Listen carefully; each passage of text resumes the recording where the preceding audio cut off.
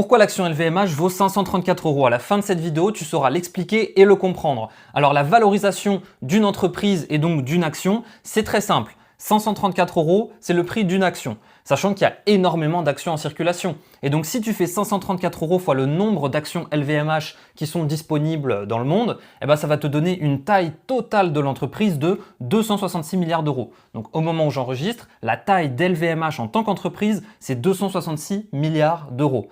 À partir de ça, c'est très simple. Pourquoi est-ce que la taille de l'entreprise c'est ça? Eh ben en fait, les investisseurs ils vont regarder le bénéfice, autrement dit le résultat net de l'entreprise LVMH. Donc LVMH a un chiffre d'affaires de beaucoup de milliards tous les ans et aussi un bénéfice, en l'occurrence de 11 milliards d'euros tous les ans, le résultat net. Et en gros, c'est à partir de là que les gens vont se dire, bon, le bénéfice de cette boîte c'est tant, ben, je suis prêt à payer par exemple 10, 15, 20 fois ce montant de bénéfice par rapport donc à la taille de la boîte. Donc c'est quelque chose d'à peu près normal. Généralement, ce qu'on observe pour des boîtes à peu près moyennes, c'est quelque chose entre 15 et 30 fois les bénéfices annuels de l'entreprise en termes de taille totale. Sachant qu'il y a plein d'autres facteurs qui affectent ça. Bien sûr, si une entreprise est endettée ou sur un secteur qui est peu porteur, pareil, l'évolution de ses bénéfices. Si toi, tu peux être à peu près sûr que les bénéfices ils vont tripler dans 3 ans, bon bah bien sûr, tu vas être prêt à payer plus cher cette boîte que si les bénéfices sont en train de baisser. Alors que le montant en année courante, aujourd'hui, ça peut être le même. Donc voilà, pour récapituler, tu prends les bénéfices, par exemple ici 11 milliards,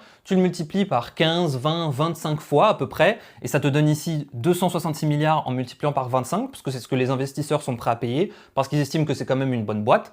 Et à partir de là, tu obtiens donc le prix de chaque action en divisant par le nombre d'actions totales. Voilà pourquoi on arrive à 534 euros.